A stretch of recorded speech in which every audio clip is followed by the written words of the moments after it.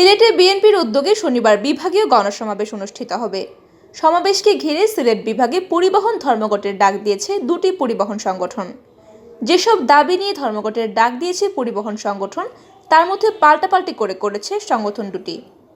প্রথমে বুধবার বিএনপির সমাবেশের দিন ধর্মঘটের ডাক দেয় সিলেট জেলা পরিবহন মালিক সমিতি। তাদের ডাকা ধর্মঘট কারণ হিসেবে দুটি দাবি করা হয়েছে। আর বৃহস্পতিবার সিলেট জেলা শ্রমিক ঐক্য পরিষদের উদ্যোগে 4 দফা দাবিতে পরিবহন ধর্মঘটের ডাক দেওয়া হয়েছে।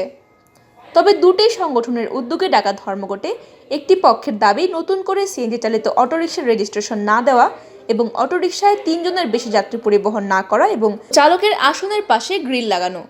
আর অপর পক্ষের দাবির মধ্যে রয়েছে সিএনজি চালিত অটোরিকশার নতুন রেজিস্ট্রেশন প্রদান করতে হবে। তাদের পাল্টাপাল্টি দাবিতে সিলেটের জনগণ শনিবার সব ধরনের যানবাহন চলাচল থেকে বাদ পড়বেন এবং ভোগান্তির শিকার হবেন।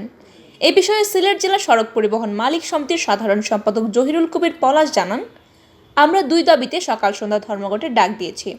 আমাদের দাবি হচ্ছে নতুন করে সিএনজি চালিত অটোরিকশার রেজিস্ট্রেশন না দেওয়া এবং অটোরিকশায় 3 জনের বেশি যাত্রী পরিবহন না করা এবং চালকের আসনের পাশে গ্রিল লাগানো।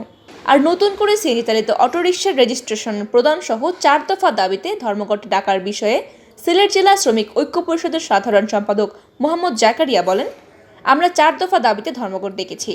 আমাদের ন্যায্য দাবিগুলো হলো সিলেটের সব কয়টি পাথর কোয়ারি থেকে পাথর উত্তোলনের অনুমতি প্রদান, সিএনজি চালিত অটোরিকশায় নতুন রেজিস্ট্রেশন প্রদান, সিলেটের লামাকাজি ও শেওলা সেতুতে টোল আদায় বন্ধ করা, হাইওয়েতে টমটম ও নসিমন চলাচল বন্ধ করতে হবে। আমাদের দাবি পূরণ না হলে আমরা কঠোর আন্দোলনের ডাক দেব।